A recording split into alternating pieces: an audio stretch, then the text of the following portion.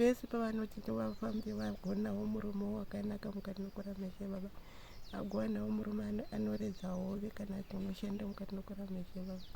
Baba ndinokumbira kuti vagona kugarawo vagowanawo musha wakanaka mukati mekurama, vagoitawo mwana wavo mukati mekuramisha baba.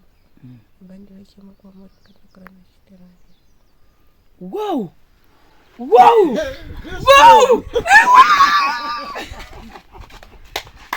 Jesus! Ready again.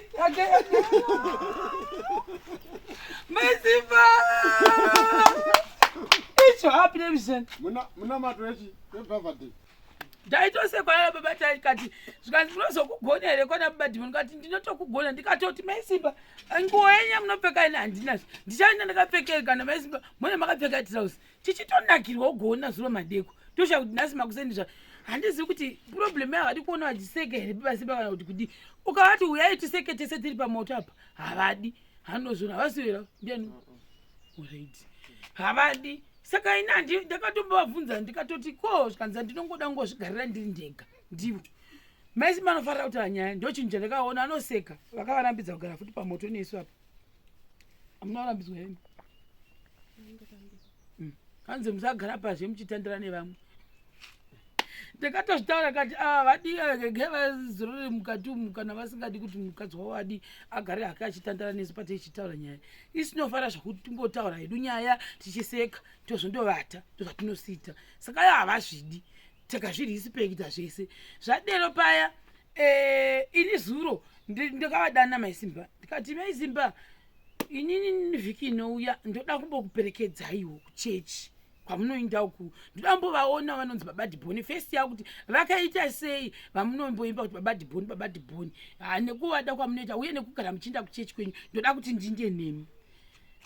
Nababa ndikati zvikanzi ko mukaonekwa nevanhu vari kokonzi chero ndaitodero ndikati ndinosekwa ndikati baika kunzi chero ndakamuona kwaBaba Dhimoni wakagadama akadaiwo so handisekwi here nevanhu hamuzviona idzi dzikati pfekai maski aunoti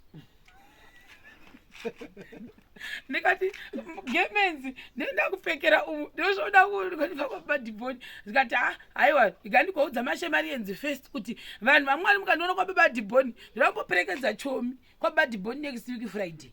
Zvino nhasi ndonzwa kuti munhu unoda kuenda kuzaka nekuda kwemazepe nekuda kwemaputi hakuna zvakadero. Next week ndoda kuenda kwaBaba Dhimoni ndinovarevera ndinoda unoreva nditi ndinoda unovarevera kuti ndipewezve ndoda kutovakumbira Baba Dhimoni kuti hamuna here 20 liters yemuteuro ndoda kumbonodira Baba Simba kudai.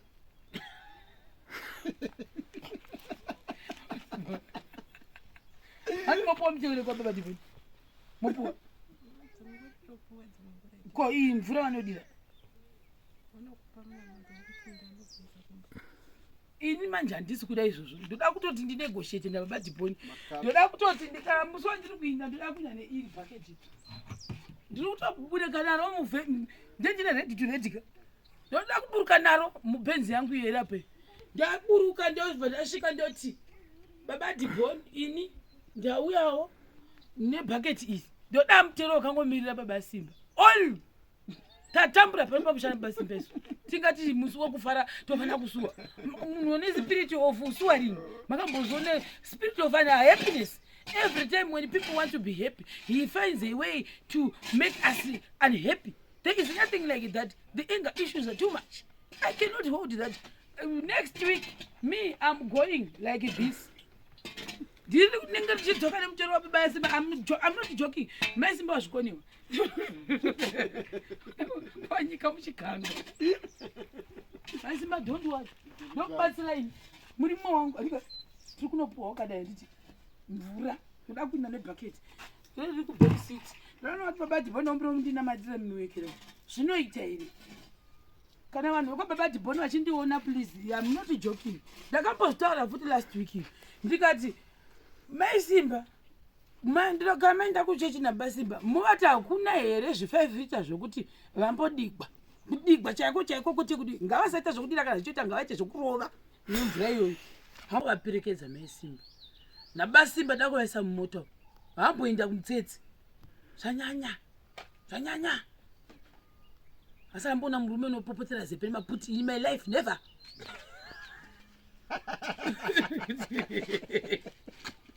Tingava namadzizira were izvo zvona imaisimba zvakanaka tonamadzira kuti upidi monamadzira musha here nebirthday chimbondinoerai prayer nhasi birthday rangu birthday rangu enditine munamatira ati bvisai kusuwa kwenyu chininamatira birthday rangu nhasi it's my birthday. Wakura wakura oimba oranga wakura wakura oimba oranga iranga kura chikonai kunodzinga mweya zvina mukati momutaura mukati mokurama chibaba ende muranda ndiri mwana wenyu mukati mokurama chibaba pamwe chete nesishero mukati mokurama chibaba asi handisi mutumbi achirisenemweya utonzese kuti chii mukati mokurama pese pavanofamba pese pavanogara mukati mokurama chibaba pese pavanofamba mumota mukati mokurama chibaba ndinochema kuti varege kudai kunobeuka mukati mwerodi mukati mokurama chibaba ndiri kumira mugona kuna vanjengesa mukati mokurama chibaba vose pavanofamba nevabereki vavo mukati mokurama chibaba pamwe chete nasisi vavo ndikazvatina nambuira nasekuru mukati mokurama chibaba mugona kuna vawedzera mazuva mukati mokurama chibaba. Prayer yavo handidi kurivire nhema yandibata even up to now ndohwaku ndonga ndichandakagara ndega ndikafita kutombochema kuti prayer iyi very powerful. Thank you very much. Ndoda kutenda vanhu vakaita kuti ndisvike pano nekuti inini kana neniwo ndakutongonzwa kuda kugara ndichinamata asi ndisi kuti ndifunge kuti izvo ndinamate ndinoenda kutoresva munamato wamaisimba ndonamata here kana ndozvisiyana nazvo nakutokanganisa munamato tivharise muzita rababa nemwanakomana mweya musandi. Mwari baba Jehovha wari kumusoro kudenga, tinouya pamberi penyu muzuva ranhasi mangwanani ano. Ndoda kukutendai nekundisvitsa gore rimwezve pamusoro pemamwe makore amakandipa, makore mazhinji aunoti ukasvika unoti Mwari gore rino ndinoripedza ini kuda ndinenge ndava 6 feet under. Asi imi Mwari makamira neni mukati never never 6 feet under isati yava yako. Unongonanara uchiinda nezvigwere zvinenge zvichisangana nazvo nemunhu pandinomboti muhuro yangu yagwadza asi Mwari munowanika muchindiporesa. Pandinoti dumbu rangu randigwadza Mwari munowanika muchindiporesa. Pandinoti chakati sipaisi yakati yandigwadza mudumbu mangu Mwari munowanika muchindiponesa. Ndoda kukutendai nevanhu vose vamakasanganisa nawo kumaprojekti akaita sana Masimba kunamba 17 house ino yatava kubva kunamba 1 kusvika panamba 17 makareketa akasiyana siyana makatisanganisa nawo Jehovha musikwedinga. Haisi nyore kufamba negombororo renyu pamusha woga woga watinoti tikasvika imi munowanika muripo muchitibvumamira tichibvapo pamusha idzodzo takanaka tiri vatano tisingagwari tisingakana chani chatiri tasangana nacho pasina vanhu vagwaka pasina vanhu vapopotedzana. Zvinhu zvinoshamisa izvo Jehovha musiku wedenga. Neni ndikazvitarisa ini pandiri ndiri ndoga ndichifamba ndakati twikitwi kudai ndonyatsa kushamisika kuti ndini here Mwari makanga makandifungirei pamakandiita kuti ini ndinge ndiri pano pasi. Zvokwadi vamwe vanoti kumanya handi kusvika ishuwa iyoyo tinenge tichinanara tichiinda tichimirirawo mamirako enyu Jehovha musiku wedenga. Ndinoda kukutendai nemaprivate projects ose amakaita kuti ndisangane nawo. Zvokwadi vanhu tinotadza asi tichigadzirisika tichinda. Ndokutendai nevanhu zvakare ivavo vamakasanganisa navo kuti ndiwanike ndichishanda navo. Zvokwadi haisi nyore kushandawo nevamwe vanhu vanenge vachinzi vari pamusoro pako uyo uri pasi, asi vagokutora vagoshanda newe zvakanaka, vagokudzidzisa dzimwe dzidziso dzokuti wanga usingafungi kuti uchadzidzidza. Ugowanika uchikwanisa kudzitendera kuti aiwa Mwari ndazvitora apa ndiri wrong apawo ndadzidzawo zvakati. Ndokutendaiwo nehazvanzi dzangu dzinoti Notion, Washington, Mukudzei naDiamond. Ndoda ngokutendai nekuti vanhu ava zvokwadi vagara neni muupenyu hwangu ndichifamba gore rega rega asi ndanga ndinavo tichidzorana tichienda mberi tichisimuka tose tichivakana. Ndokutendai namai Sharon mai vangu nababa vangu baba Sharon variko kwaguti kumasemako izvozvi pamwe vari mumunda, asi ndinongowanamatira kuti Jehovha musiku wedenga rambai munavo kwavari ikoko. Ndokutendai nehama dzangu dzose, vana vatete vangu, vana mbuya vangu, vana sekuru vangu, vazukuru zvose ikoko, ndoda kuvatenda nekuti imi Jehovha muri musiku mukuru kwazvo wakaita kuti vanhu vose ava vange vachindisaraunda vaine rudo, vachida kuti ndionekwe ndichiinda mberi. Haisi nyore. Pedzisiro ndochitendewo zvakare mabhiridha atinoshanda nawo. Haisi nyore vanhu kusiya misha yavo kuti vauye muno mudondo matiri tichizoshanda tichigara mumatende. Jehovha musiku wedenga zvinyavada tichisangana nazvo tichitswanya. Haisi nyore iyoyo. Tichikutendai zvakare naamwana sekuru Bheni watakasiya kugokoko variko vachibata mudziyo usiri wavo kuita sewawo. Haisi nyore Jehovha musiku wedenga. Ndinoda kukutendai nekuti sanganisa nevanhu ivavo vakaita kuti ropa redu rinzwisisane.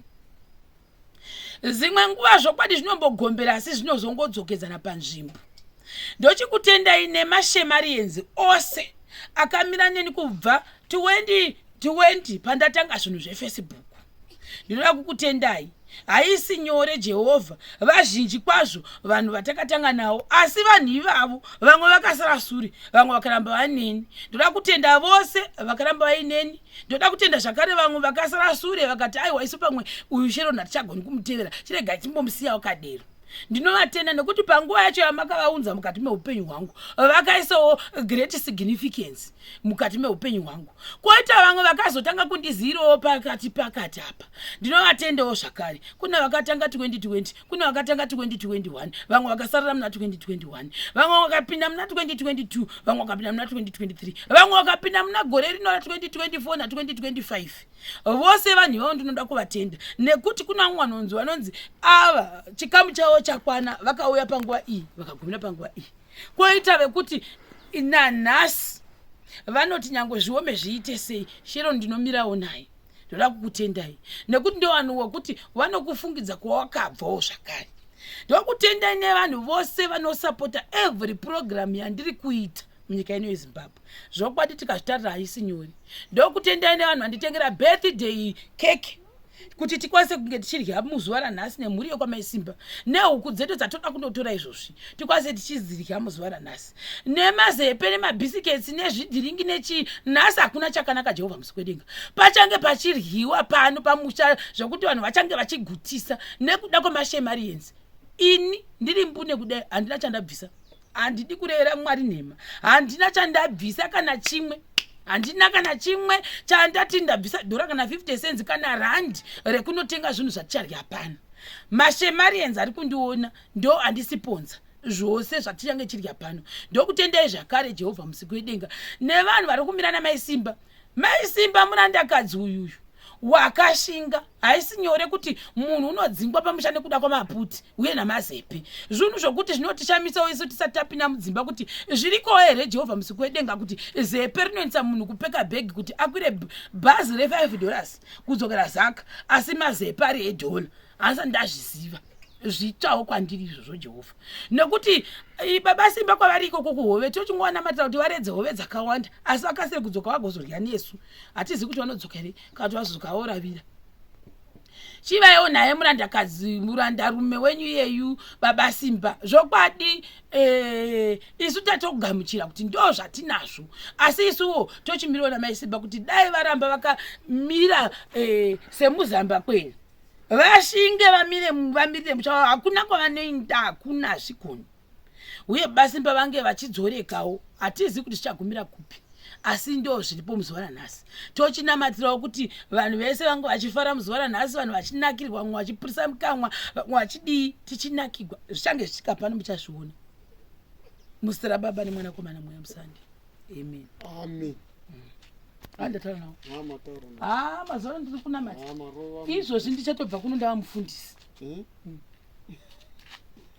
Zvakaoma.